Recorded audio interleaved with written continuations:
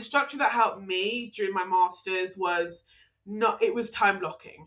It was realistically working with the rhythm of my body and my commitments. So, for example, certain hours became deep work hours. And there's an episode I did, I think it was a couple of years ago, maybe last year, on deep versus shallow work. So I'll bookmark that as well. Certain hours have become my content hours. So right now, as I'm recording, this is blocked out to record. So when I finished my exam, I had some breakfast, etc. And I then went into this content creation zone. Certain of my days are admin days. Certain days are days that I do my revision, days I do my exams. And then when I don't have my exams, for example, this week, I have exams from Monday to Thursday. Friday, no exams, I'm back into business mode. And then certain periods are rest periods. Saturdays, I go out with my family, and then Sundays, I'm at church, and that's my rest period. Because when you have an hour available for everything, you become less productive. It's good to have some guide. Again, you don't have to say, 15:59 to 4:02. You don't have to be that specific if that doesn't work for you, but have a guide. Know what you want to achieve in a given time period. For me, I stopped trying to study for 8 hours straight without breaks. Study smarter, not harder. Have those breaks. I use the Pomodoro method. Last week's episode, 2 weeks ago actually, because last week I didn't do an episode because I had my exams. Again, focusing on quality concentration, focusing on where I was studying. So some days I went into the library, some days I stayed at home. I work really well from home, to be honest. I've got a great family kind of environment. Now, if that's not you, if you don't work well from home, find where you work well. I work well from home, libraries, cafes. I've got a cafe down the road from me. I can go to that cafe. So just stuff like that. Find what works for you.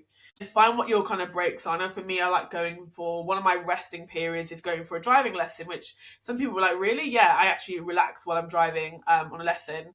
And I think that's really helpful for me, or going out with friends, or going out with my family, or watching a drama of some sort, reading a book, doing some Bible study, stuff like that, listening to godly messages I love. So it's really about finding what works for you. Just find what works for you. Just be you. Find what works for you. And, know that resting isn't laziness. I do rest. You have to have that rest for your mental well-being.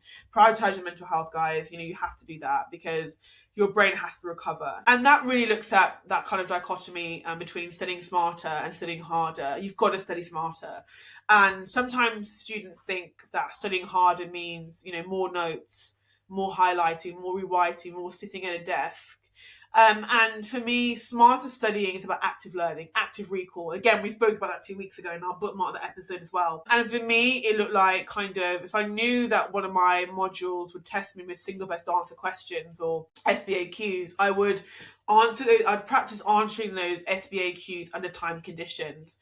Verbally explaining cases out loud, teaching concepts simply, recording voice notes of what I know. I do like a brain dump, so I dump everything out of my brain that I know and then fill in the gaps. I use repetition strategically. I practice application, not just memorization, because obviously in certain exams are open book. So if an exam is open book, you don't have time in 3 hours to go back to the open book. You've got to treat your open book as a guide, as a desperate reference, because when you've got 3 hours to do 2 written pieces, my written exams are like part A and part B. Part A is worth 60%, part B is 40%, with SBAQs a couple of hours before. You've got 3 hours to do that. You've got from 1:30 to, I get extra time, but you get 3 hours. So, you have to really use the extra time if you need it, and you've got to be strategic. So the open book, you want to use it as a last resort. You've got to have it in your head. So you need to understand the principles, the application, the structure, the reasoning. And, your capacity does matter. And sometimes social media can ignore this because your productivity cannot be separated from your capacity. And some people are balancing health conditions, they're carers, they're working, they're financially stressed, they're mentally exhausted. And that matters.